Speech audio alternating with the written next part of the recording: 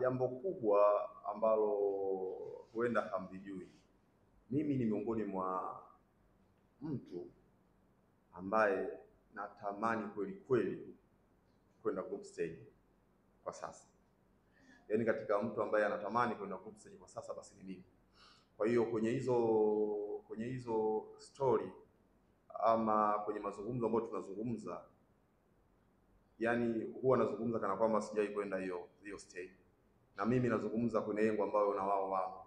Kwa hiyo inaweza kuwa namna ambayo inawashangaza hata wao kuona kwa namna gani natamani kwenda group stage nikiwa na Azam FC, kwa sababu ndo timu ninayoipenda, lakini pia ni timu ambayo imenilea na kunikuza na nimekulia pale. Kwa hiyo hata niliporejea kwenye mazingira yale nilikuwa na kumbukumbu nzuri za soka kwenye nchi hii nikiwa pale. Kwa hiyo najikuta kana kwamba sijawahi kushiriki mashindano yote ya kimataifa. Kwa hiyo natamani kweli kweli kuqualify hiyo kesho na kwenda group stage. Kwa hiyo msishangae kama panapo majali tukafuzu ukaona nimeshika bendera na kimbia uwanja mzima, kwa yani kana kwamba sijawahi kufika stage hiyo, lakini ni namna bora ambayo natamani kweli kweli kuhakikisha kesho Mwenyezi Mungu anatujalia tunaweza kuvuka kwenda group stage.